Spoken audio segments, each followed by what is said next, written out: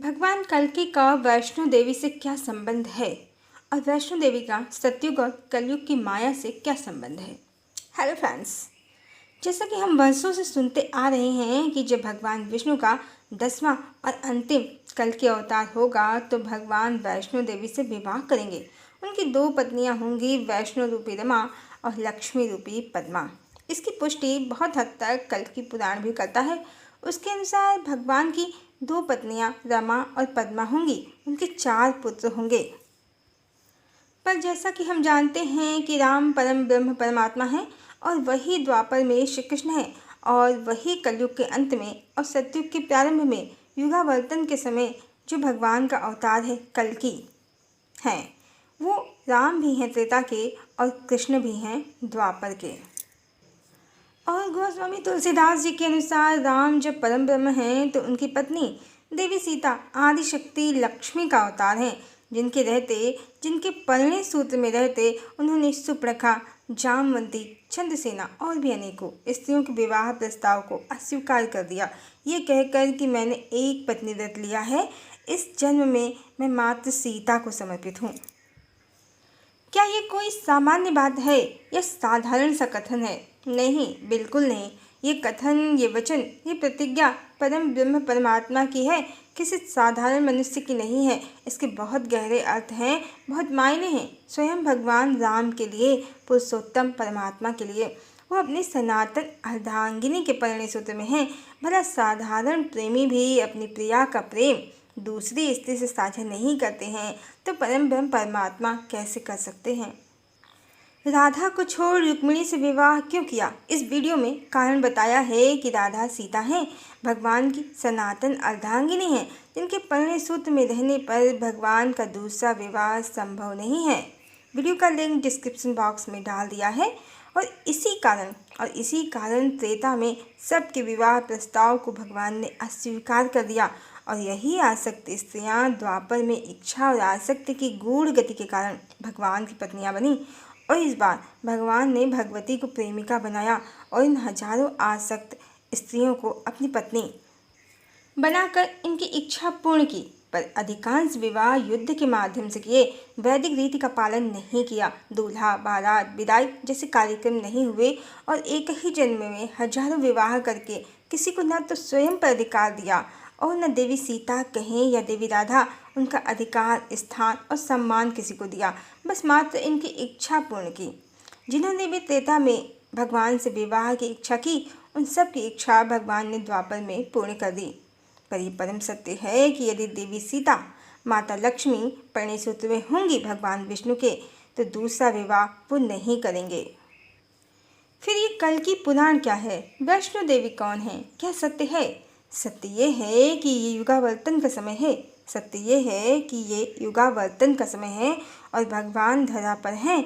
और कल्कि पुराण के अनुसार राजा महाराजाओं, तीर तलवारों और हाथी घोड़ों का जो वर्णन है उसका समय ये बिल्कुल भी नहीं है। कल्कि पुराण पूर्णतया मिलावटी ग्रंथ है जो शायद बौद्ध या जैन काल में लिखा गया है, जब राजा महाराजाओं का काल था। और इसे प्रामाणिक सिद्ध करने के लिए इस पर वेद व्यास जी के नाम का ठप्पा भी लगा दिया गया है। ऐसे सैकड़ों ग्रंथ जो मिलावटी हैं, जो भगवान की 2 नहीं हजारों पत्नियां बताते हैं, कलिकाल की माया के कारण भोगवादियों द्वारा रचे गए हैं। अन्यथा परमात्मा परम ब्रह्म है और आदि शक्ति उनकी परम शक्ति हैं, एकमात्र अर्धांगिनी हैं। मूल मंत्र और भगवान राम का एक पत्नी व्रत इसी का प्रमाण है। अब वैष्णो देवी को समझते हैं। आज से लगभग 700 वर्ष पूर्व इसी कलिकाल में बहुत कम समय पूर्व इस तीर्थ की स्थापना हुई है। इस स्थान की खोज का श्रेय पंडित श्रीधर को इतिहासकार देते हैं।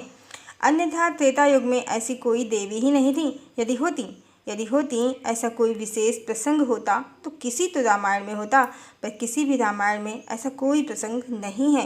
ये मात्र कलि की माया से प्रेरित गढ़ी गई कहानी है जो टीवी सीरियल्स के माध्यम से लोगों में लोकप्रिय हुई है। इस तरह जैसे कलि की माया के कारण ही आजकल करोड़ों स्त्रियों वाले गोलोक की प्रसिद्धि चरम पर है, उसी तरह ये वैष्णो देवी की कहानी भी खूब प्रसिद्धि पा रही है। और कलिकाल 4,32,000 वर्ष का है। ये भ्रम भी समाज में पूर्ण विश्वास के साथ अपनी पकड़ बनाए हुए है। ये सब मात्र वो मिथ्या कहानियाँ हैं जो कलि की माया के कारण समाज में फैली हुई हैं, मात्र इसीलिए कि अधिक से अधिक लोग ईश्वर को बहुपत्नीवादी समझे और समाज में भोगवाद का अस्तित्व कायम रहे। कभी सोचा है आपने कि हर स्त्री भगवान से कहती है कि हमें आपसे विवाह करना है, और भगवान कह देते हैं कि इस जन्म में नहीं, अगले जन्म में करेंगे। और एक रावण देवी सीता पर कुदृष्टि डालता है तो भगवान उसका अंत ही कर देते हैं। उनकी प्रिया से तो किसी की हिम्मत नहीं होती कहने की कि हम आपसे विवाह करना चाहते हैं, अन्यथा राम तैयार हैं दंड देने को। भगवती हैं वो, कोई कैसे कुदृष्टि डाल सकता है उन पर? पर वो भी किसी से नहीं कहते कि इस जन्म में हमने एक पतिव्रत धर्म लिया है, अगले जन्म में करेंगे आपसे विवाह।